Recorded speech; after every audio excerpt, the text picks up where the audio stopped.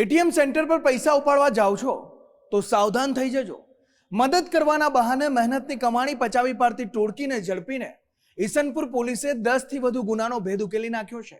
આ હરિયાણાની ટોળકી મુંબઈ, દિલ્હી અને ગોવામાં પણ એટીએમ કાર્ડ ચોરતી હતી ને ત્યાં પણ આ ટોળકી વિરુદ્ધ ગુના નોંધાયેલા છે.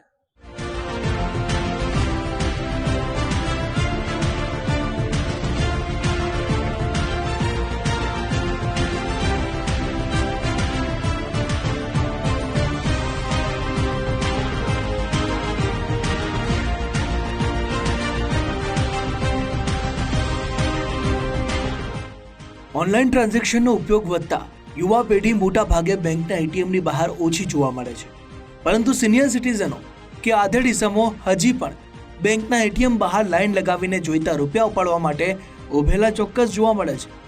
બસ આટલા જરૂરિયાતમંદ લોકોની વચ્ચે ભળી જઈ નજર ચૂકવી કે ચાલાકી વાપરીને છેતરપિંડી આચરતી એક પરપ્રાંતીય ટોળકીને પોલીસે ઝડપી પાડી. મૂળ હરિયાણાના શાતીર તસ્કરોની ચોરીની પદ્ધતિ પર નજર કરીએ તો જ્યારે કોઈ પણ વ્યક્તિ પૈસા ઉપાડવા માટે એટીએમમાં અંદર જાય ત્યારે ગેંગના બે સભ્યો પાછળથી મદદ કે અન્ય કોઈ બહાનું બતાવીને અંદર ઘૂસી જતા.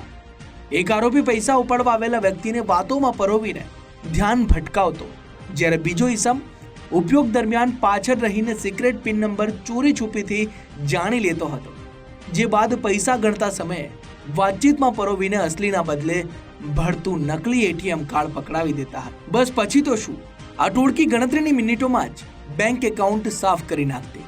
વળી એટીએમ કાર્ડમાં રહેલી લિમિટની ઉપલબ્ધતા મુજબ સોના ચાંદીના દાગીના પણ ખરીદી લેતા હતા. મૂળ હરિયાણાના સંજય સૈની અને રવિની ધરપકડ કરવામાં આવી. આ શાતીર ઠગ ટોળકી હરિયાણા પાસિંગનું બાઇક રેલવેમાં ગુજરાત લઈને આવ્યા હતા. આ બાઇકની મદદથી અમદાવાદના વિવિધ વિસ્તારોના એટીએમ સેન્ટરની રેકી કરવામાં સરળતા રહેતી હતી. આ શાતીર ચોર પાસેથી 28 એટીએમ, બાઇક અને 2 મોબાઈલ ફોન જપ્ત કરી પોલીસે વધુ તપાસ હાથ ધરી છે.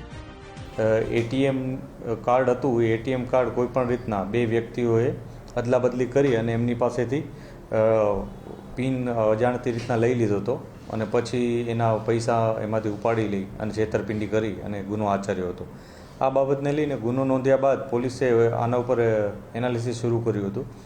ટેકનિકલ વિગતો અમારી પાસે આવી અને કેટલાક ખાનગી બાતમીદારો એમની પાસેથી અમને અમુક વિગતો મળી હતી, જેના આધારે ફાઇનલી અમે જે વ્યક્તિઓએ આ પ્રકારની ઘટનાને અંજામ આપ્યો હતો એના ઉપર વોચમાં હતા. લગભગ 15 દિવસથી વધુ સમયથી ઈસનપુરના જ અલગ અલગ એટીએમ ઉપર અમે અમારા વોચર્સ ગોઠવ્યા હતા અને તેઓ આ પ્રકારની વ્યક્તિઓ ત્યાં આવે છે કે નહીં એ માટે તપાસ કરી રહ્યા હતા.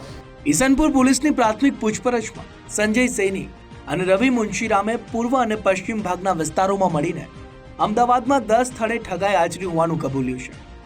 એટીએમની બહાર પૈસા ઉપાડવા આવેલા ગ્રાહકો પર નજર રાખીને નિશાન બનાવવું કે નહીં તે નક્કી કરતા. આ બંને આરોપીઓનો ગુનાહિત ભૂતકાળ પણ રહ્યો છે. સંજય સૈની સામે ગોવામાં એટીએમ કાર્ડની ચોરી અને છેતરપિંડીના 4 ગુના નોંધાયેલા છે, જ્યારે રવિ સામે દિલ્હીમાં 1 ગુનો નોંધાયેલો છે. આ બંને ઇસમો ક્રેડિટ લિમિટ મુજબનું સોનું ખરીદીને પરિવારના સભ્યોને આપતા હતા.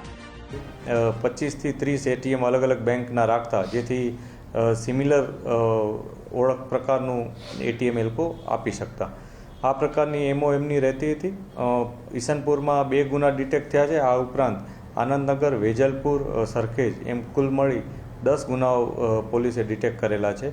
અને જે આરોપીઓ છે એમાં એકનું નામ રવિ મુનશીરામ છે અને બીજાનું નામ સંજય સૈની છે.